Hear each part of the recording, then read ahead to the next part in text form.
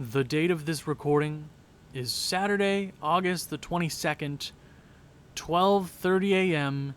in the year of our Lord, 2020. 2020.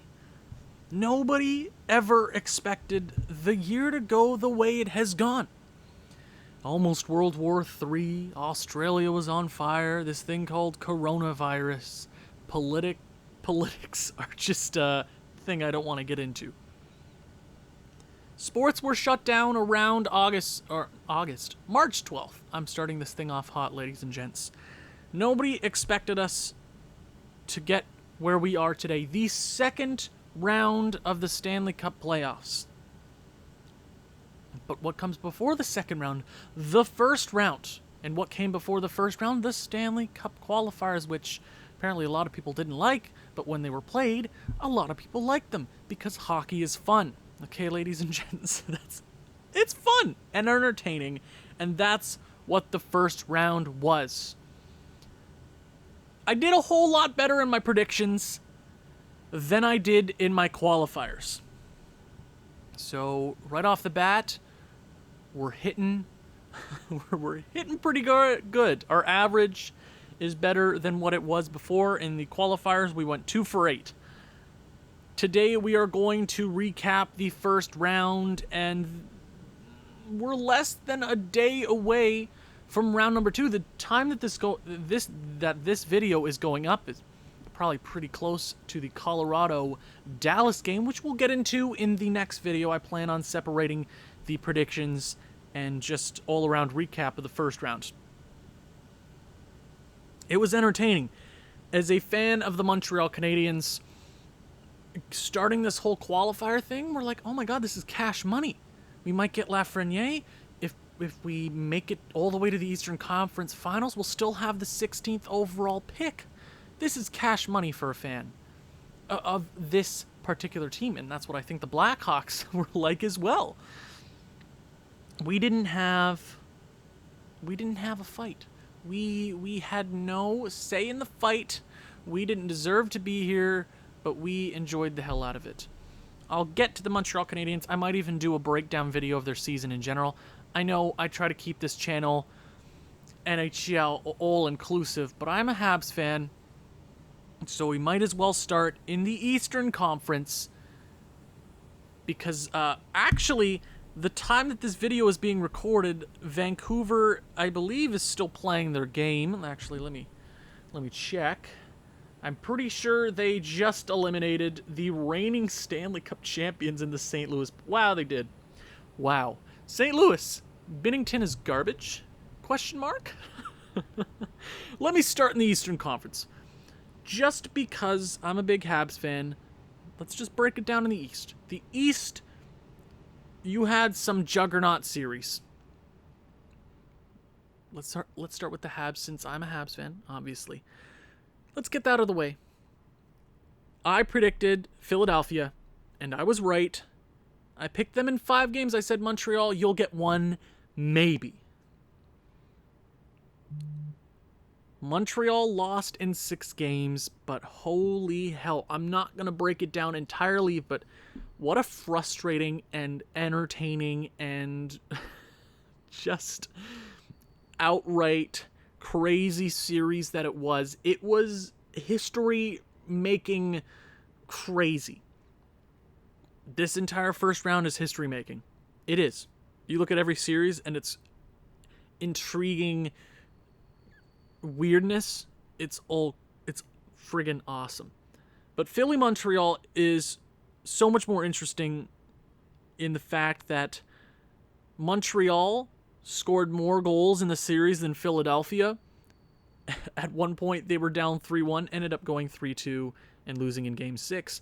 But they outscored the Philadelphia Flyers, and nobody expected that, and they were down 3-1 and ultimately lost. They did score 10 of those goals in 2 separate games that were our only victories. Can't blame Carey Price. Not for this series in the slightest. He is the only reason that you were here in the first place. He was basically the only reason we beat the Pittsburgh Penguins, and the elite sniper that Jeff Petrie is apparently. There's a few things that these two series against both Pennsylvania teams that I've learned about the Montreal Canadiens. I have learned so much.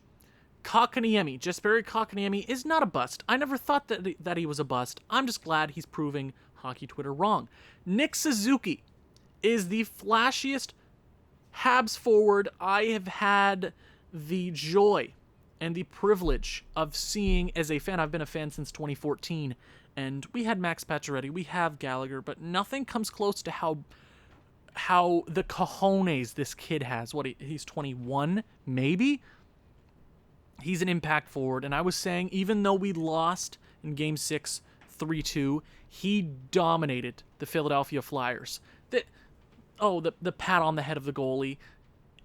Dude, I've never seen a rookie like that on the Montreal Canadiens get in the heads of a team like the Philadelphia Flyers, the first seeded team in the East, and you expect the first team in the East to beat the 8th seed, unless you're the Tampa Bay Lightning versus the Columbus Blue Jackets last year, but we'll get into that.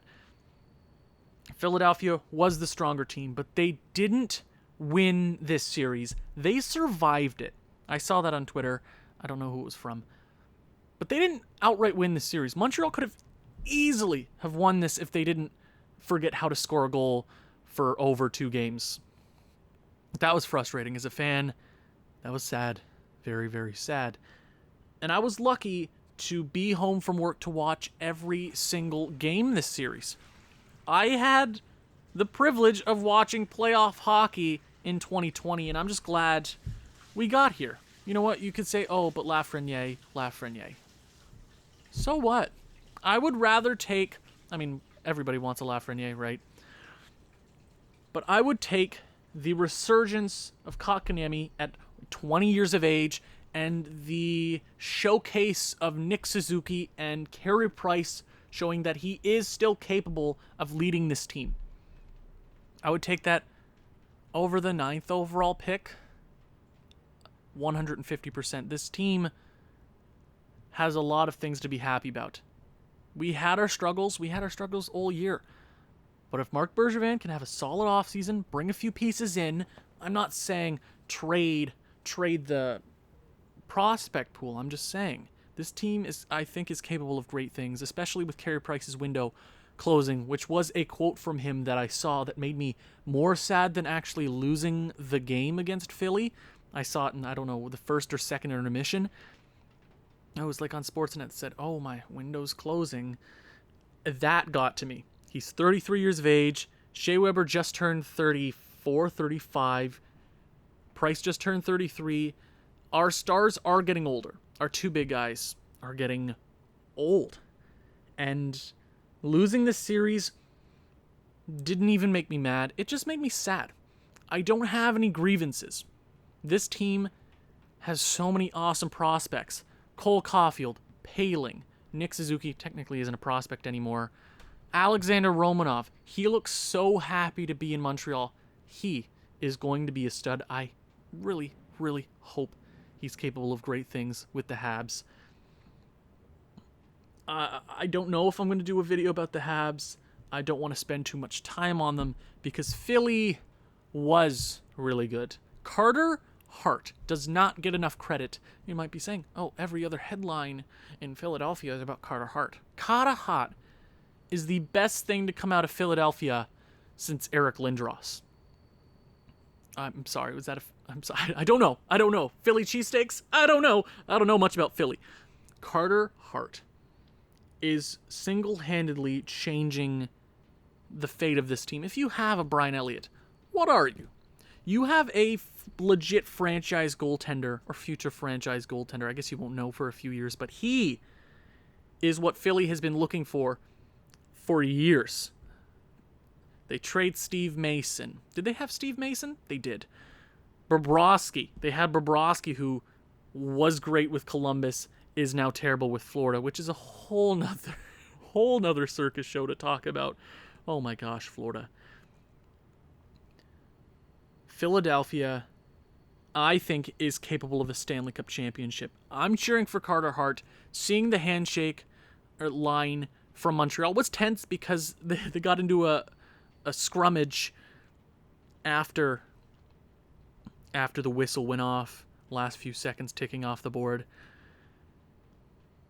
these guys have the utmost respect for each other. I can tell after that series that Philadelphia was like, how the hell did we hold on to that? You got Nate Thompson on that squad. The Montreal Canadiens sold at the deadline, and they fought some players that they had traded. Nate Thompson, I'm really glad that he's going on, that he's winning with Philadelphia. He's a beauty. He's a beauty. He's got a great story.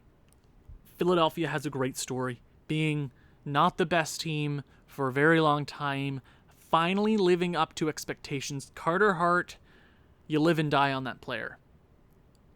Yeah, he did have 2 straight back-to-back shutouts. Of course it's 2 straight back-to-back shutouts. That's what back-to-back means, Owen. Oh my gosh. He had a few games where he didn't look the best. But when Carter Hart is on, it's going to be hard to stop that man. But Philly, their top offense needs to get rolling, especially against the New York Islanders, which we'll break down in a later video. Philadelphia, hey, I picked them right. Good for me. That's one of my 2 wins in the Eastern Conference. Next, we will talk about the Tampa Bay Lightning versus the Columbus Blue Jackets. I predicted Tampa Bay in 7 games. They beat Columbus in 5. I think this is what everybody expected Tampa Bay to do against Columbus last year. Columbus was tired out. They played so much more hockey than everybody else in this tournament, from the qualifiers against Toronto into Tampa Bay. The first game of this entire the Sweet 16, the first game was 8, almost 9 periods of hockey. No, wait, almost 2 9 periods of hockey. That is incredible. I remember starting my shift at 12 p.m., going in, game starts at 3, and it doesn't finish until like 10 o'clock. I watch 3 or almost 4 overtimes. To me, I always ask when I watch an overtime game, I'm like, I hope this goes like 4 or 5 overtimes. And I finally got my wish. Couldn't have happened against 2 better teams. Columbus, John Tortorella legitimately doesn't get enough credit. You know, a few years ago, everybody was like, oh, he's crap. Rah, rah, Tortorella, rah, Columbus is not good. When his players work his system, I think the Blue Jackets are going to be a great team, especially with a lot of the young guys getting better. Pierre-Luc Dubois had a few controversial hits in this series. Dude, he was doing as much as he possibly could. He single-handedly beat the Toronto Maple Leafs and Korpisalo and Merzlikins. Columbus, I think, is a great team. They whooped Toronto. They didn't get enough credit against the Leafs. I didn't give them enough credit. I didn't go with my gut. I should have. Seth Jones is a beast. He broke a record for most time on ice in a single hockey game, since it was only recorded since 1997. I'm sure there were other games where they went more than 65 minutes. Time on ice, incredible. I think Korpisalo is a legit goaltender in Columbus. I believe Columbus's system and John Tortorella keep that man on your squad for the rest of time. I don't think Merzlikins and Korpisalo would be the goaltenders that they currently are if they didn't work under Columbus's defense and John Tortorella's system. He gets hate, he takes the slack, but he takes that heat off of his players. He's a smart frickin' man, kind of a genius, kind of an idiot. I respect the hell out of it. You pushed Tampa Bay. It was only a 5-game series. You battled. You did blow one of those games in the last few minutes, and they beat you. Tampa Bay was expected and should always be expected to beat the Columbus Blue Jackets. That is a fact. Tampa Bay is so incredibly good. It isn't looking easy for them down the road, but this was a needed victory for Tampa Bay fans, especially what happened after last year, 62 wins, getting swept by this team. They release and eliminate their demons in the Columbus Blue Jackets, wiping them off the board. Yes, it was hard hockey, but they were the better team. Tampa Bay, that's a scary, scary team in the East. Doesn't look easy. The East is... I could see any of the 4 Eastern Conference teams left going to the Stanley Cup Finals. Oh, no. No, that's not what I meant. Of course, one of the 4 left is going to go to the Stanley Cup Finals. I could see any of them lifting the Stanley Cup at the end of this tournament. Tampa Bay wins the series in 5. So that's my 2 correct in the Eastern Conference. 2 of 4. Hey! Could have been worse. Okay? My next 2 series, I got wrong. I should have been smarter. I did not give the New York Islanders enough credit. I didn't. You know why? Barry Trotz is a machine. I should have believed in those New York Islanders. I don't think they get enough credit. I could totally see them going all the way. With their system playing the trap, everybody's like, oh, but Barry Trotz is like not the defensive coach. But he played on Washington and they were an offensive team. How is New York doing so well? Barry Trotz gets the absolute most out of his players. I wouldn't say the New York Islanders have 2 legitimate stars. I think Barzal is, if not, is already a star, but he is the New York Islanders' future. Varlamov's a great goaltender when he's healthy. Greiss is a great backup. They have Anders Lee. They have Bouvillier. They have Josh Bailey. They're a deep team. They have Ryan Pulock. They're on the defense. They're a deep team. I don't give them enough credit. I look at the roster, I'm like, they don't have any superstars. But man, oh man. They can battle. They battled the Capitals, who were the second best offensive team in the league, and almost swept them. I believe this is the first round since 2016 to have no sweeps in the opening round of the Stanley Cup playoffs, which is kind of crazy to me. The Capitals. Where do I start with the Capitals? Ovechkin was great. He tried and tried so hard. But after that, I watched a few periods of hockey from that series. I wasn't super interested by it, especially with the type of hockey New York plays. Kind of, let's play the trap. Let's have 20 shots a game sort of thing. Even though I think they had a few games where they had 30-plus shots. But the Capitals looked awful. And the biggest headlines coming out of this series are, is Braden Holtby done? Are the Capitals disbanding? Not the franchise. They shouldn't fold. No, that's not what I mean. I listened to the Steve Dangle podcast. If you don't know what that is, come on, guys. It's 2020. Everybody has the time to listen to a podcast once in a while. I listen to them in the shower when I wake up. Come on. Is that weird? Is that weird, listening to podcasts in the shower? I don't think it's weird. Is it? No. Maybe. They brought up a good point. You know, Ovechkin's contract is up pretty soon. This team is getting older, and they are. The Capitals are getting friggin' old. They kind of look like the San Jose Sharks a few years ago when they had Jumbo Joe, Pavelski, all that tight-knit team that went to the Stanley Cup Finals were old. They had a few really nice young guys here and there. Veron, Kuznetsov, who was at 27, 28 now, which is kind of crazy to me. Backstrom's getting up there, who just re-signed a contract. Ovi's getting old. But they won. And that's what distanced them between all these woulda, coulda teams. They won. Obviously, you're not going to win back to back.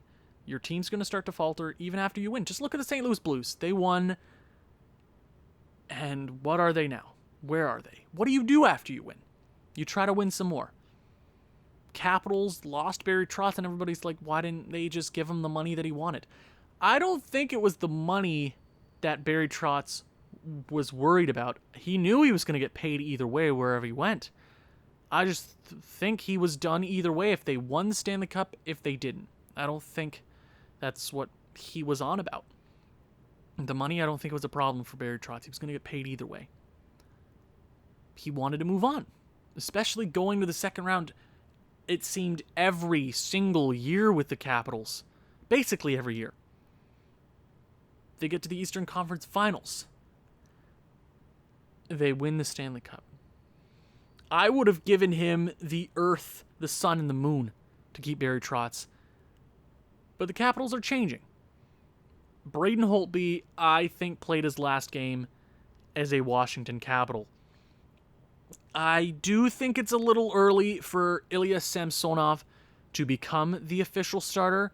That's why I try my hardest to bring Holtby in for a little bit longer, just to hold Samsonov together. But then you look in Philly, it's like Carter Hart's like 22, Owen, he's 22. Yeah. The rookies in this league, the younger players are better than they've ever been before. There's a gap. There's a huge gap now. No, there's less of a gap of talent. There's so much talent. And you see rookies coming out of the draft like, oh, I'm good. Usually goalies take up until like 25 to 30 to become what they actually were touted to be. And I have goalies like Merz Linkins and Korpisalo and Carter Hart and Samsonov, and look at all the goalies in the league. Shesterkin, Georgiev, whatever. This league is talented. Is Samsonov ready to be the starter? I don't watch enough Washington hockey to know. I know he was good. I know he was damn good. I think Braden Holtby's done. Is Braden Holtby going to make $8+ million on the free agency market, especially with the pandemic that happened? Is anybody on the free agent market going to make as much money as they asked for? Do many NHL teams have that much money to spend? I'm not too sure. But the Capitals definitely underperformed, and the Islanders are a phenomenal system. I think exactly like the Columbus Blue Jackets, they play to the coaches play to oh my god. Today, Junior. The coaches coach to the players' best ability.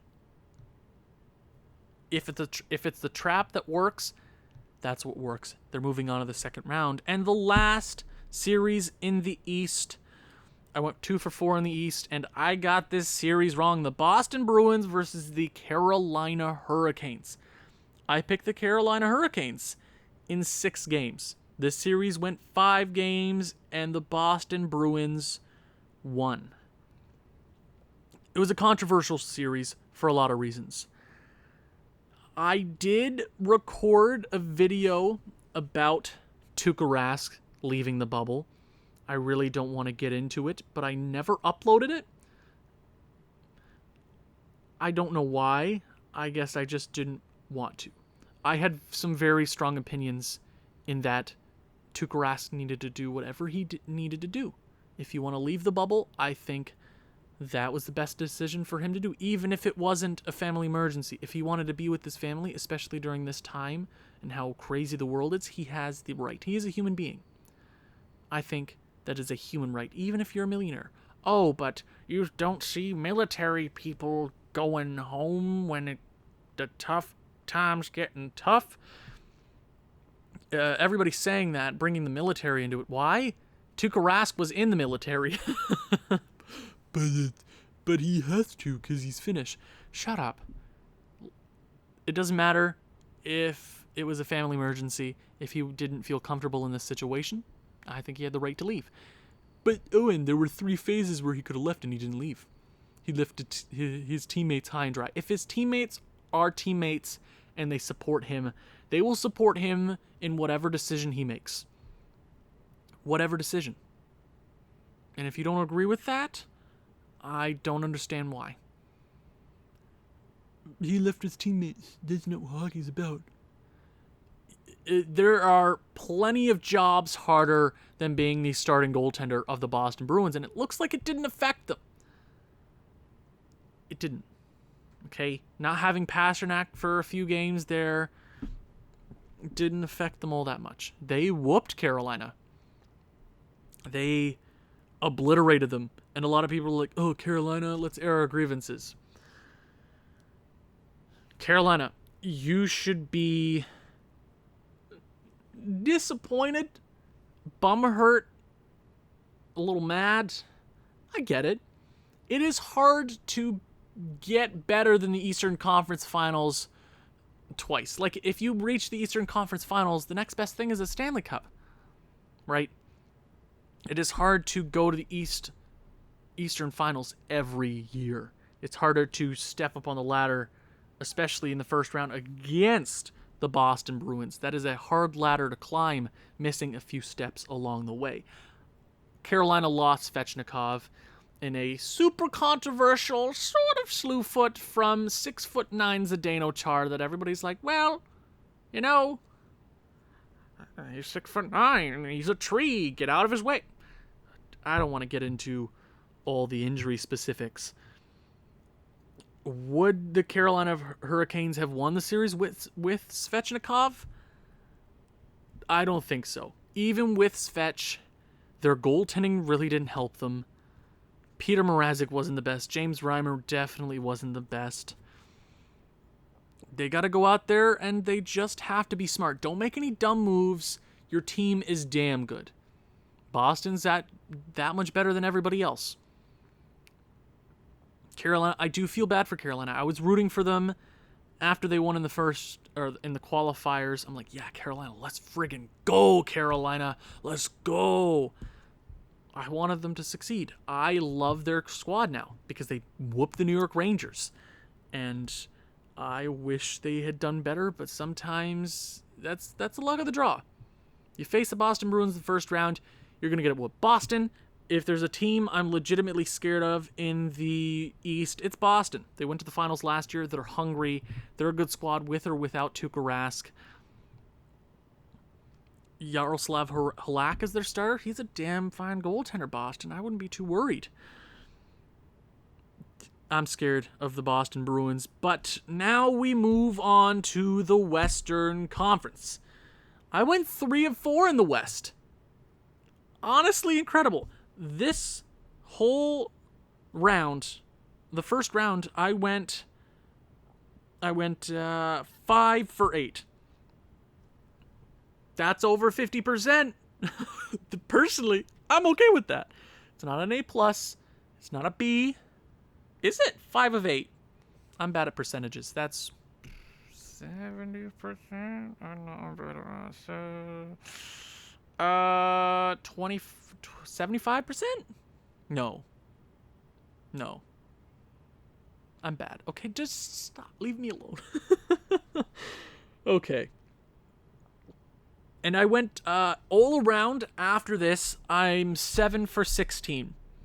Not 50% anymore, but I did have a rough time in the qualifiers, going for 2 for 8. I am doing better overall now. But let's start with the Vegas Golden Knights beating the Chicago Blackhawks in 5 games, almost sweeping them. I said Chicago in 6. I'm really dumb, am I? I'm really stupid. I am underrating Vegas. I don't know what it's with me in underrating some teams. I think I'm pretty smart when it comes to hockey, but hockey is such a dumb sport. Chicago beats Edmonton relatively easily in the qualifiers. What would have Edmonton done here? I'm not sure. It wouldn't have even been Vegas versus Edmonton, if I'm not mistaken. It would have been Vegas, Arizona?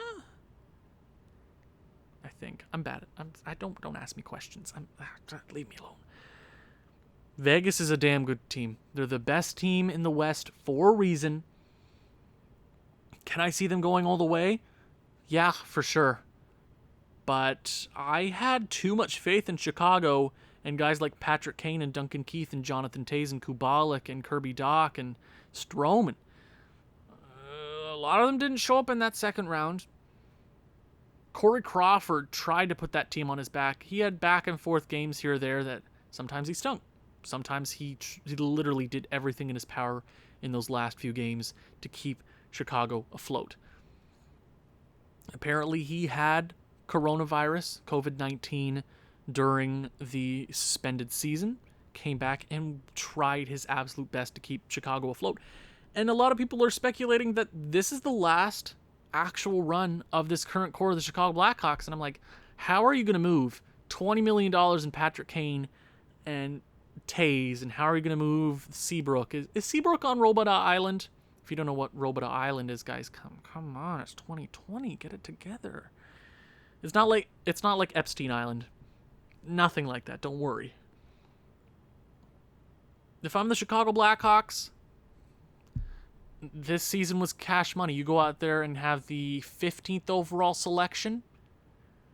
I would be happy with that, especially as Chicago. You have assets to move up. Do whatever you want. You're Chicago. Sign whoever you want in Europe. They'll probably be good. They'll probably turn into Panarin. Oh, right. Dominic Kubalik. Chicago, you're fine. Cash money. Everybody's getting older there, but Chicago should be fine either way. A lot of young kids there. I forgot DeBrincat. DeBrincat's great. Vegas, you're great. And I did notice there you guys switching between Robin Lehner and Marc-Andre Fleury. I'm not sure if that's a thing you're willing to do going forward. I'm not sure if you want to stick with one guy. But both of them were really good. I don't know. Vegas is a strong team going forward.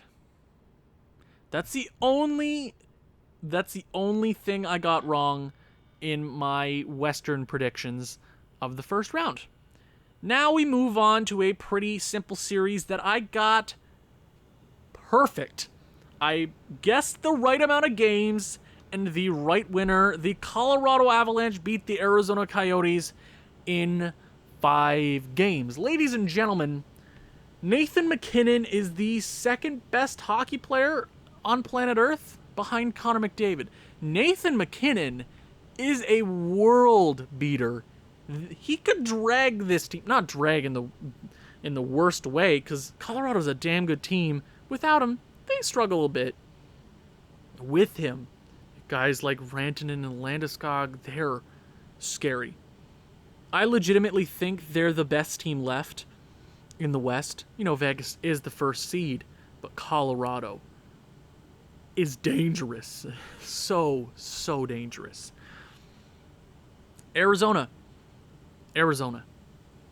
The best thing to come out of the series for Arizona is that they won a game.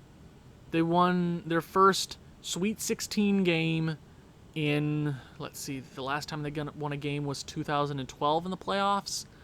I wasn't even 12 at the time because I'm born in December. Buy me birthday presents, ladies and gents. 1,000 subscribers would be awesome by December 1st, but I doubt it happens. Maybe it does, maybe it doesn't. The next best thing for Arizona in that series is that Darcy Kemper is legit. I think out of all the goaltenders to perform in the first round, he might have been the best. He did have rough games to end it because his team just gave up on him. Darcy Kemper held them in there. It could have easily been a sweep. It was basically a sweep. Darcy Kemper, if they can put something in front of there that's legit, Darcy Kemper's a great goaltender to have. Antti Ranta's pretty dope too, but Arizona, one game against Colorado, more than you probably should have gotten, but I predict that series perfectly. Speaking of perfectly, how perfect was it for the Calgary Flames to absolutely collapse in Game 6 that I predicted would go 6 games in favor of the Dallas Stars? Congratulations, Dallas. My hockey brain said Dallas in 6, and I was perfect. Dallas, your top 6, or your like Radulov, Tyler Seguin, Jamie Benn weren't the best through the first 5 games, but their depth, their defense, Miro Heiskanen is legit. Out of all the young defensemen in the NHL, he's top 3 easily. Dallas learned a lot of things there. That Hudobin? Anton Hudobin? That's his name, right? Can keep them in a series. They were down 1-0, tied the series. We're down 2-1, tied the series, went up 3-2, and won in 6 games. Calgary, where do I start with you? Guys, this team is changing. For the last few years, I've said, or the last couple of seasons, you go back to when they won the Western Conference and they lost to Colorado in the first round. Were they the best that year in the West? They did get beat by Colorado, and everybody's like, man, I'm surprised. I wasn't surprised. Calgary hasn't done anything in the playoffs since they had Jarome Iginla in 2004. Calgary, this team is going to change. And I said when they faced Winnipeg that if they don't win something, if they don't get past the qualifiers and the first round, Calgary's going to change. Johnny Gaudreau didn't show up. Sean Monahan didn't show up. A lot of their big players just didn't show up. When your nickname's Johnny Hockey, you better be the best damn hockey player on the ice. I think that's pretty factual. I think that's fair. I feel bad for Calgary. I was rooting for them. I did pick Dallas. But Calgary, guys, Jesus. Things are changing there. David Rittich sucked. Cam Talbot was good there for a bit and then crapped the bed. 7 straight goals, if I'm not mistaken, in Game 6. I'm like, wow. 3-1 when I started watching the game. And at the end of the second period, Calgary was a Flames. Get it? Calgary Flames. Oh, I'm hilarious. Dallas extinguished them. No need for a Game 7. I'm like, 3-1 after 20 minutes. Calgary's looking strong. And then the floodgates opened. Calgary, you got a situation to work out there. Time to get Mika Kiprasov out of retirement. He's your starter next year. And the last series to wrap up.